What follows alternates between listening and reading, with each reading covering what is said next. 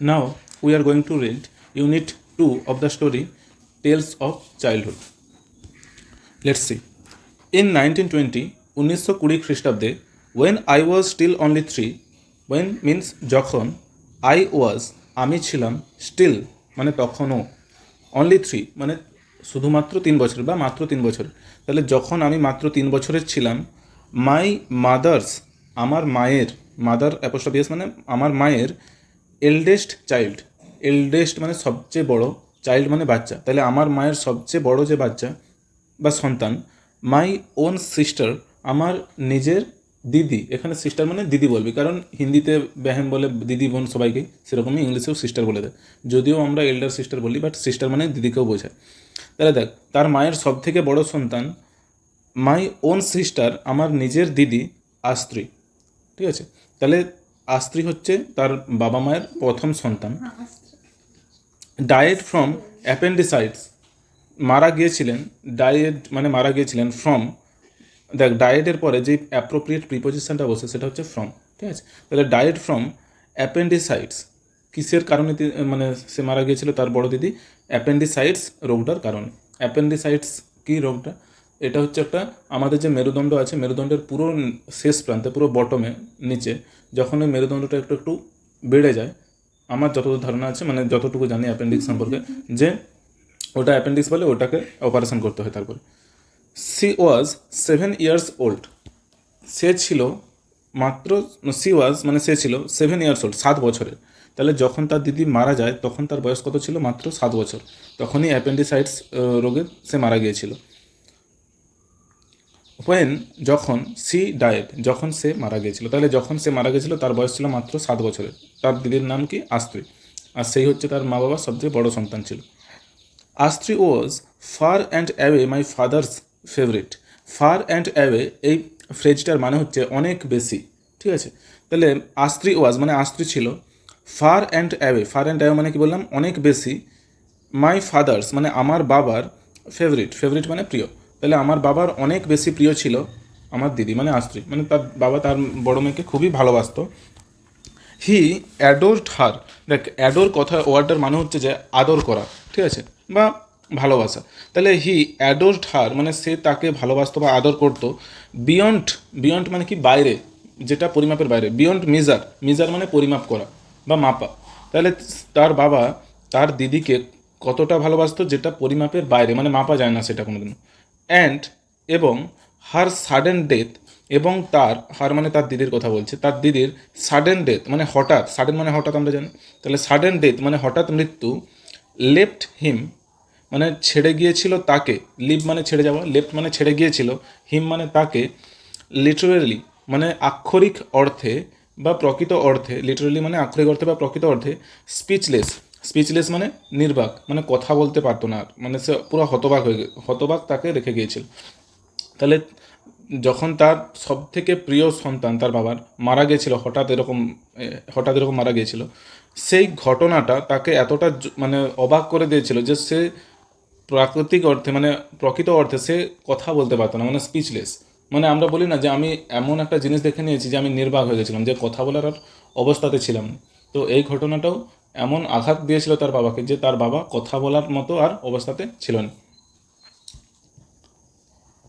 তাহলে বলছে for days after words, for মানে এখানে ধরে বোঝায়, আমরা যেটা প্রেজেন্ট পারফেক্ট কন্টিনিউয়াস বা পাস্ট পারফেক্ট কন্টিনিউয়াসের শিখি।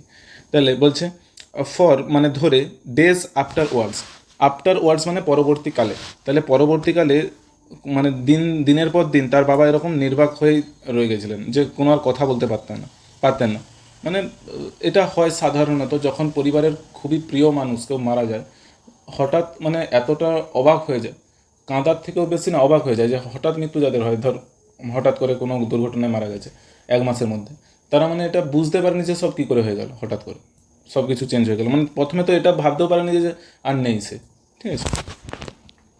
Next, he was so overwhelmed, overwhelm কথাটার মানে হচ্ছে ঢেকে দেওয়া বা ডুবিয়ে দেওয়া, এটা হচ্ছে একটা ভার, ঠিক আছে।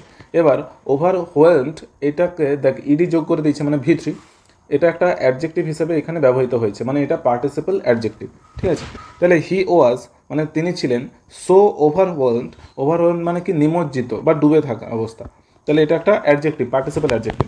তাহলে বলছে সে এতটাই নিমজ্জিত ছিল উইথ গ্রিপ, গ্রিপ মানে দুঃখের সাথে, গ্রিপ মানে দুঃখ, তাহলে দুঃখের সাথে দুঃখে এতটাই তিনি নিমজ্জিত ছিলেন দ্যাট যে when he himself went down with pneumonia, when মানে যখন, হি হিমসেলফ মানে সে নিজেই, দেখ এই যে হি হিমসেলফ আছে, এই যে হিমসেলফ ওয়ার্ডটা এটা হচ্ছে একটা এমফাটিক প্রোনাউন, ঠিক আছে, মানে জোর দিয়ে বলতেছে, রিফ্লেক্সিভ প্রোনাউনের মতোই এটা জোর, কিন্তু এটার এখানে ইউজ হচ্ছে জোর দিয়ে বোঝাতে, যে সে নিজেই যখন ওয়েন্ট ডাউন, দেখ গো ডাউন ওয়ার্ডটার মানে হচ্ছে নিমজ্জিত হয়ে যাওয়া বা নামা, ঠিক আছে। এখানে ওয়েন্ট ডাউন মানে যখন তিনি নিজে নিমজ্জিত হয়ে গিয়েছিলেন বা পড়ে গিয়েছিলেন উইথ নিউমোনিয়ার সাথে বা নিউমোনিয়াতে, a month or so afterwards মানে 1 মাস ধরে অথবা তার পরবর্তী দিনগুলোতে, he did not much care, দেখ এই যে ডিড নট আছে এটা হচ্ছে পাস্ট কন্টেন্স, পাস্ট ইনডিফিনাইট টেন্স, তাই তো। তাহলে পাস্ট ইনডিফিনাইটে নট থাকলে আমাদেরকে একটা ডিড যোগ করতে হয়, সেই জন্য এখানে ডিড আছে। তাহলে হি ডিড নট মাচ কেয়ার মানে সে অতটাও বেশি কেয়ার করেনি, কেয়ার মানে কি, মানে চিন্তা করা, ঠিক আছে, যে সে অতটাও বেশি কেয়ার করেনি। ওয়েদার মানে কি না, আমরা ন্যারেশন চেঞ্জে পড়েছি, ওয়েদার মানে কি না, ওয়েদার হি লিভড মানে সে অর ডাইড মানে সে বাঁচলো না মারা গেল, সেটা নিয়ে সে কোনো আর চিন্তা করতোই না, বা কেয়ার মানে কি বলবো, তার কোনো যায় আসতো না, এটা বলতে পারি, যে তার কোনো যেন যায়, সে অতটা বেশি চিন্তা করতো না বা তার জন্য বেশি যায় আসতো না যে সে বেঁচে থাকলো না মারা গেল। তাহলে দেখ তার বড় মেয়ের মৃত্যু তাকে এতটাই হতবাক করে দিয়েছিল, সে আর নিজের কোনো চিন্তা সেরকম করতোই না, ঠিক আছে, যে আমার যা হবে হবে ওইটা নিয়ে আমার আর কোনো মাথা ঘামানোর দরকার নেই। যদিও আমার মনে হয় যে এটা খারাপ, কারণ তার তো আরও সন্তান আছে, তার অন্যান্য সন্তানগুলোর কথাও ভাবা উচিত ছিল, যে আমার অন্যান্য সন্তানগুলোর কী অবস্থা হবে যদি আমি না থাকি আর, ঠিক আছে। বাট এখানে লেখক সেভাবে বলছে যে দিদি মারা যাওয়ার পর সে আর যেন আর কেয়ারই করলো না যে তার কী হবে। If they had penicillin in those days, if মানে যদি, দে হ্যাড মানে তাদের থাকতো পেনিসিলিন মানে কি, বা ব্যাকটেরিয়া জনিত সংক্রমণের চিকিৎসা ব্যবহৃত হয়, ঠিক আছে। তাহলে যদি সেই সময়কালে পেনিসিলিন থাকতো ইন দোজ ডেজ মানে সেই সময়কালে, neither appendicitis nor pneumonia would have been so much of a threat. দেখ এই যে নিদার আর নট আছে, আমরা এটাকে ব্রিটিশ ইংলিশে নাইদার বলি, আমেরিকানে নিদার বলি। তাহলে এই যে নাইদার ওয়ার্ডটা, নর ওয়ার্ডটা দেখতেছো, এটা কীরকম ব্যবহার হয়, যে না তো সে খেলাধুলায় ভালো না তো পড়াশোনায় ভালো, এরকম সেন্টেন্স বলতে মানে না কোনোটাই নয়, দুটোর মধ্যে কোনোটাতেই নেই, তখন এরকম আমরা নিদার আর নর ইউজ করতে পারি, ঠিক আছে। তাহলে বলছে না তো অ্যাপেন্ডিসাইটস না তো pneumonia would have been so much of threat মানে এতটা ঝুঁকিপূর্ণ হতো, যে না তো নিউমোনিয়া না তো অ্যাপেন্ডিসাইটস এতটা ঝুঁকিপূর্ণ হতো যদি তখনকার সময় পেনিসিলিন থাকতো, অ্যান্টিবায়োটিক থাকতো, যে বাট উইথ নো পেনিসিলিন কিন্তু কোনো পেনিসিলিন না থাকায়, or any other magical antibiotic cures অথবা অন্য কোনো জাদুময় অ্যান্টিবায়োটিক কিওর্স মানে কি, যে ওষুধ। আমি বললাম যে কিওর হচ্ছে যে নাউন হিসেবে ব্যবহৃত হয়, ভার্ব হিসেবেও ব্যবহৃত হয়। নাউন হিসেবে যখন ব্যবহার হয় সেটার মানে কি কিওর, ওষুধ বা চিকিৎসা, আর যখন ভার্ব হিসেবে ব্যবহার হয় তখন হচ্ছে যে সুস্থ করে তোলা বা সারানো, ঠিক আছে, এখানে এটা নাউন হিসেবে আছে। তো অ্যান্টিবায়োটিক কিওর্স মানে কি, যে অ্যান্টিবায়োটিক ওষুধ, ঠিক আছে। Pneumonia in particular was a very dangerous disease indeed. Pneumonia বিশেষ করে ওয়াজ আ ভেরি ডেঞ্জারাস ডিজিজ মানে ওয়াজ মানে ছিল, আ ভেরি ডেঞ্জারাস মানে একটা খুবই ডেঞ্জারাস মানে ভয়ঙ্কর, ডিজিজ মানে রোগ, ইনডিড প্রকৃতপক্ষে, যে প্রকৃতপক্ষে নিউমোনিয়া একটা সত্যি ভয়ঙ্কর রোগ ছিল। In the patient had to fight to survive. The patient মানে বলতেছে দেখ তখনকার সময় কোনো ম্যাজিক্যাল পেনিসিলিন ছিল না, না তো কোনো অ্যান্টিবায়োটিক কিওর ছিল, এদিকে হচ্ছে নিউমোনিয়া সত্যিই একটা ভয়ঙ্কর রোগ ছিল, ঠিক আছে। দ্য পেশেন্ট মানে একটা রোগী, হ্যাড টু ফাইট মানে কি লড়তে হতো, টু সার্ভাইভ মানে বেঁচে থাকতে বা টিকে থাকতে, সার্ভাইভ মানে কোনো একটা জায়গাতে টিকে থাকা বা বেঁচে থাকা। তাহলে বলছে যদি এই নিউমোনিয়ার সাথে মানুষকে বাঁচতে হতো তাহলে অন্তত মানুষকে লড়তে হবে মানে কি তার সে হার মেনে নিলে হবে না। আচ্ছা দেখ তোরা একটা ভালো ভালো জায়গাতে বড় হয়ে জানতে পারবি, ডাক্তারকেও জিজ্ঞাসা করতে পারিস, যেমন আমাদের না অনেক সময় রোগ হয়, আমরা নিজেরা হার মেনে যাই, সে তখন না ডাক্তাররা বলে দেয় যে আমরা আর কিছু করতে পারবো না। সবসময় পেশেন্ট যদি কনফিডেন্ট থাকে, আমাদের প্রকৃতি আমাদের শরীরকে এমন মানে জাদুময় একটা বডি দিয়েছে যে আমাদের মেন্টালি যদি আমরা স্ট্রং থাকি, আমরা যদি পজিটিভ থিঙ্কিং করি, তাহলে আমাদের রোগ না আমাদেরকে অতটাও বেশি এফেক্ট করতে পারে না। ঠিক আছে, যেমন অনেকে হচ্ছে যে ক্যান্সারের মতো রোগ থেকে ধর ফার্স্ট স্টেজ বা সেকেন্ড স্টেজে আছে, সেখান থেকেও হচ্ছে যে তারা দৃঢ় মানসিক শক্তি, ধ্যান এইসব করে করে মানে অবশ্যই ট্রিটমেন্ট করছে, বাট তারা মানসিক দিক থেকে প্রচুর স্ট্রং ছিল, তো তাদের পুরোপুরি সেরে গেছে। এরকম আমি একটা যেমন বইয়ের সামারি পড়ছিলাম যে দ্য অটোবায়োগ্রাফি অফ আ যোগী, সেই বইয়েতে সেই সাধুটা বলছিল যে আমাদের মেন্টাল সিচুয়েশান ঠিক করে যে আমাদের বডি কেমন থাকবে। একটা ছোট্ট গল্প বলি, মানে 1 মিনিটে। সেই সাধুটা ছোটোবেলা থেকে না প্রচুর রোগে ভুগতো, সে তার গুরুর কাছে গেছে, বলে আমি প্রচুর রোগে ভুগতেছি, বলে ঠিক আছে কালকে তোমার সব ঠিক হয়ে যাবে। সে সত্যি সত্যি দেখে না পরের দিন না তার অনেকটা ভালো ভালো মনে হচ্ছে। সে ভাবছে যে তাহলে এই গুরুটা মনে হয় প্রচুর মন্ত্রতন্ত্র জানে, আমাকে দিয়ে দিয়েছে। আবার পরের দিন গেছে আনন্দের সাথে, যে বলছে যে গুরু আমার না মানে রোগটা মানে কম কম লাগছে, আমি অনেক সুস্থ অনুভব করতেছি। তারপরের দিন গুরু বলে কালকে আবার তুই অসুখে পড়বি। যা বলছে পরের দিন দেখে না সত্যিই তার আবার সেরকম বাজে ফিলিং হচ্ছে, মানে শরীর যেন খারাপ খারাপ লাগছে, শরীর খারাপ হয়েছে। সে তখন গুরুর কাছে গেছে যে এটা কি হচ্ছে আমার সাথে, আপনি যেটা বলতেছেন সেটাই হচ্ছে। তখন গুরুটা বললো যে এটা আমার কোনো ক্রেডিট নয়, এটা হচ্ছে তোমার ব্রেনের চিন্তা ভাবনা। ঠিক আছে, যে তুমি যখন ভেবে নিচ্ছ যে আমি খারাপ হব, মানে আমি যখন বলে দিচ্ছি কি তুমি ভেবে নিচ্ছ যে খারাপ হবো, তো তোমার বডিও সেরকমভাবে রিয়েক্ট করতেছে। যখন তুমি ভাবতেছো পজিটিভ থিঙ্কিং করতেছো যে আমি সুস্থ থাকবো, তখন তোমার বডিও সেরকমভাবে রিয়েক্ট করতেছে। তো সবসময় যদি কেউ পজিটিভ থিঙ্কিং করে, তাহলে অনেক রোগ আছে যেগুলো থেকে কী করা যায়, লড়া যায়। দেখ পুরোপুরি সারাতে গেলে তো তোকে চিকিৎসা নিতে হবে, বাট লড়তে গেলে তোকে মানসিকভাবে স্ট্রং থাকতে হবে। যেমন কাউকে সাপ কামড়ে দিল, সে ভয়েই হার্ট অ্যাটাক হয়ে মারা গেল।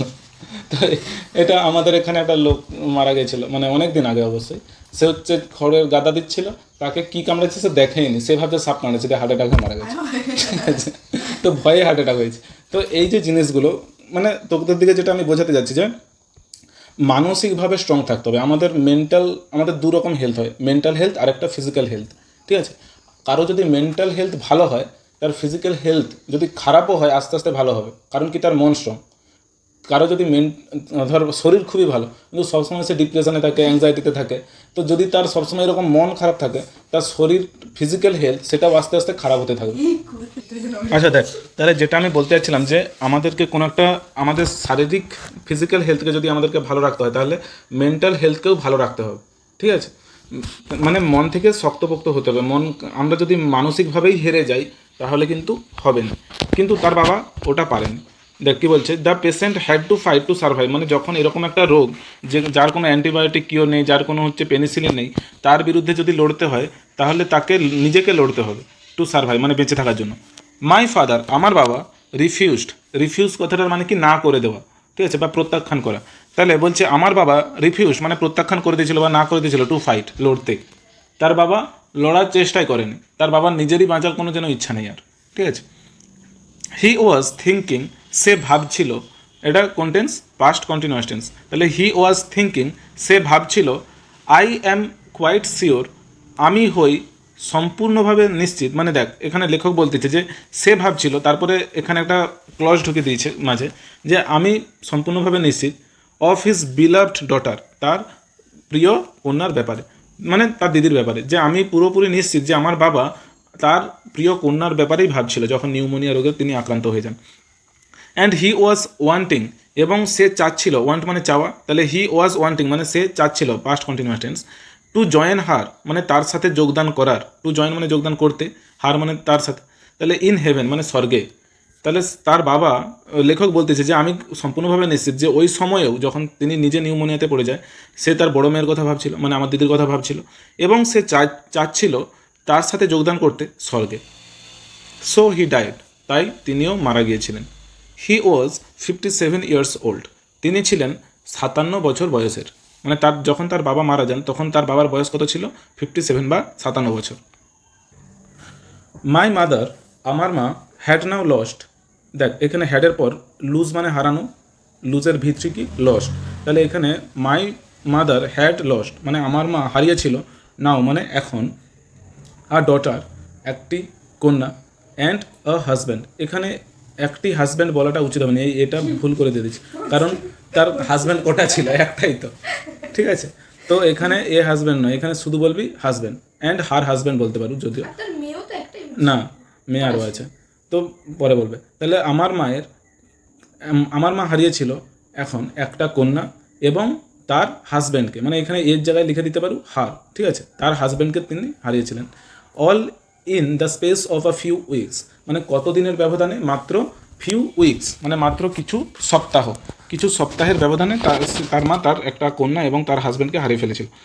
হেয়ার, এখানে সে ছিল suddenly having to face all alone the very gravest problems and responsibilities. Suddenly মানে হঠাৎ করে, হ্যাভিং টু ফেস মানে তাকে সম্মুখীন করে, অল অ্যালোন মানে সমস্ত কিছুটাই একা, অ্যালোন মানে একা, the very gravest problems, the grave মানে কবর হয়, গ্রেভ মানে গুরুতরও হয়, ঠিক আছে। যখন হচ্ছে গ্রেভ মানে গুরুতর বা গম্ভীর তখন ওটা অ্যাডজেক্টিভ, আর যখন গ্রেভ মানে কবর বা সমাধি হয় তখন ওটা নাউন, ঠিক আছে। তাহলে এখানে দেখ গ্রেভেস্ট আছে মানে কি, এটা তাহলে অ্যাডজেক্টিভের একটা ফর্ম, তো সুপারলেটিভ ফর্ম। তাহলে দেখ গ্রেভ মানে কি এখানে বলতে যাচ্ছে গুরুতর বা গম্ভীর, আর তাহলে গ্রেভেস্ট মানে কি সবচেয়ে গুরুতর। তাহলে হঠাৎ করে সবচেয়ে গুরুতর প্রবলেম মানে খুবই গুরুতর একটা প্রবলেম, একা এরকম সমস্ত কিছু সম্মুখীন করতে হবে, অ্যান্ড রেসপন্সিবিলিটিস এবং দায়িত্বগুলো, মানে সমস্ত রকমের সমস্যা এবং দায়িত্ব তাকে একাকেই সামলাতে হতো, এটাই বলতে চাচ্ছি। ওকে, সি হ্যাড 5 চিলড্রেন, তার ছিল পাঁচটা সন্তান, টু লুক আফটার, মানে দেখ স্ত্রী বাদে তার 6 জন, মানে স্ত্রী বাদেও 5 জন এখনও আছে। তাহলে সি হ্যাড 5 চিলড্রেন, তার ছিল 5 জন সন্তান, টু লুক আফটার, এই যে লুক আফটার এটা হচ্ছে একটা ফ্রেজাল ভার্ব। তাহলে লুক আফটার মানে কি দেখাশোনা করা, ঠিক আছে, বা লালন পালন করা। তাহলে সি হ্যাড 5 চিলড্রেন মানে তার ছিল 5 জন সন্তান, টু লুক আফটার মানে টু লুক আফটার এটা দেখ ইনফিনিটিভ না, লুক আফটার তো ভার্ব, ফ্রেজাল ভার্ব, তার আগে টু আছে মানে এই পুরোটা একটা ইনফিনিটিভ। তাহলে দেখাশোনা করতে তার কাছে 5 জন বাচ্চা ছিল, মানে তার 5টি বাচ্চা ছিল দেখাশোনা করার। সি সোল্ড, সে বিক্রি করে দিয়েছিল, সেল মানে বিক্রি করা, সেলের ভিতু কি সোল্ড, তাহলে তিনি বিক্রি করে দিয়েছিলেন দ্য বিগ হাউস মানে বড় ঘরটি, দেখ she sold the big house, তাদের একটা বড় ঘর ছিল, আমরা প্রথম ইউনিটে পড়ছিলাম, তোরা বিরক্ত হয়ে যাচ্ছিলি যে কি এত বড় ঘর আছে আমরা জেনে কী করবো, এই কারণে বলছিল যে আমাদের এত কিছু ছিল কিন্তু হঠাৎ করে কীরকম সব পরিবর্তন হয়ে গেল। এটাই হচ্ছে আমাদের জীবন, হঠাৎ করে কখন পরিবর্তন হয়ে যাবে, সব কিছু চলে যাবে সেটা আমরা কেউই জানি না, কয়েক সপ্তাহের মধ্যেও এটা হতে পারে। তাহলে দেখছে কি বলছে যে আমাদের সেই যে বড় ঘরটা ছিল যেখানে এত কিছু জিনিস ছিল, এত চাকর বাকর ছিল, সেই বড় ঘরটা কী করে দিয়েছিল, she sold the big house মানে সে বিক্রি করে দিয়েছিল ওই বড় ঘরটি, মানে তার মা। অ্যান্ড মুভ মানে এক জায়গা থেকে অন্য জায়গায় চলে যাব, এবং চলে গিয়েছিল টু আ স্মলার ওয়ান মানে একটা ছোট্ট ঘরে, আ ফিউ মাইলস অ্যাওয়ে কিছু মাইল দূরে, অ্যাওয়ে মানে দূরে আর ফিউ মানে কিছু, তাহলে কিছু মাইল দূরে একটা ছোট্ট ঘরে আমরা সবাই চলে গেছিলাম, ইন ল্যান্ডাফ, ঠিক আছে। তাহলে দেখ কোন জায়গাতে তারা চলে গেছিলো, ল্যান্ডাফ নামের একটা জায়গাতে, যেটা ফিউ মাইলস মানে কিছু মাইল দূরে ছিল তারা আগে যেখানে থাকতো সেখান থেকে। তাহলে সেখানে একটা কীরকম ঘরে তারা চলে গেছিলো, একটা ছোট্ট ঘরে চলে গেছিলো।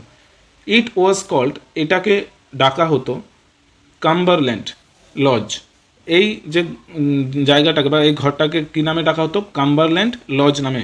And was nothing more than a pleasant medium sized suburban villa, was nothing more than মানে কি চেয়ে বেশি, নাথিং মানে কিছুই না, মানে এখানে এর চেয়ে বেশি কিছু ছিল না, কী ছিল, আ প্লিজেন্ট মিডিয়াম সাইজড, প্লিজেন্ট মানে মনোরম, ঠিক আছে, আর বা আনন্দদায়ক, আর মিডিয়াম সাইজড মানে মাঝারি, সাববার্ন মানে হচ্ছে শহরতলি। দেখ শহরতলি মানে কি বলতো, তোরা হাওড়া জেলাতে চলে যাবি, নদীর ধারে যে ঘরগুলো ছোটো ছোটো ঘর, ঠিক আছে, বা কোনো বস্তিতে চলে যাবে, ওগুলোকে শহরতলি বলা হয়, শহরের কেন্দ্রে নয়, শহরের ধারের জায়গাগুলো, ঠিক আছে, ছোটো ছোটো ঘর। তাহলে বলছে এটা একটা মাঝারি সাইজের সাববার্ন মানে শহরতলির ভিল্লা মানে কি বাগান বাড়ি, এখানে একটা ছিল, মানে এখানে একটা ছোট্ট বাগান বাড়ি ছিল যেটা একটু দেখতে ভালো লাগতো, আর ঘরটাও পুরো ছোটো ছিল, এরকম একটা জায়গাতে তারা চলে গিয়েছিল। সো তাই it was in land up 2 years later, মানে এটা ছিল ল্যান্ড আপেই 2 বছর পরে, when I was 6 years old, যখন ছিলাম আমি 6 বছরের, that I went to my first school, যে আমি গিয়েছিলাম আমার প্রথম স্কুলে। দেখ তাহলে এই যে ইউনিট 2 থেকে আমরা কি শিখলাম, মানে কি শিক্ষার আছে এনার বায়োগ্রাফি বা অটোবায়োগ্রাফি থেকে, এনার জীবনী থেকে আমাদের শিক্ষার আছে যে আমাদের জীবনে যখন মানে যে কোনো মুহূর্তেই আমাদের জীবনের যে গতিধারা আছে যেটাকে বলা হয়, সেটা পরিবর্তন হয়ে যেতে পারে। ঠিক আছে? তো সেই জন্য তোকে প্রস্তুত থাকতে হবে। সেই জন্যে তোকে, আমরা সবসময় চেঞ্জ জিনিসটাতে ভয় পাই, পরিবর্তনে ভয় পাই, যে পরিবর্তন হয়ে গেলে কী হবে, কিন্তু তোকে ওটার জন্য রেডি থাকতে হবে যে যদি আমাদের পরিবারের যে কোনো কারো কিছু হয়ে যায় তখন আমি কীভাবে হ্যান্ডেল করব, সেই জিনিসটা তোকে আগে থেকে প্রিপেয়ার হতে হবে। এই জন্য আমি সমস্ত মেয়েদেরকে বলি যে তোরা নিজেরা ইনকাম করবে। যদি নিজেরা ইনকাম না করিস তখন হচ্ছে যে, যদি হাজব্যান্ডের ইনকেস কিছু হয়ে যায়, বলবে স্যার এরকম বলতে নেই। আরে এটাই আমাদের সব থেকে ভুল শিক্ষা, যে বলতে নেই। কেন বলতে নেই? ওটা তো হতেই পারে, এটাই তো বাস্তব। একটা ছোট্ট অ্যাক্সিডেন্ট জীবন নিয়ে নিতে পারে, একটা বাজ পড়ে যেতে পারে, জীবন নিয়ে চলে যেতে পারে। ওটা তো অনেক বড় জিনিস, তাও ছাড়া একটা ছোট্ট সাপ কামড়িতে পালিয়ে গেল, তাতেও মরে যেতে পারে।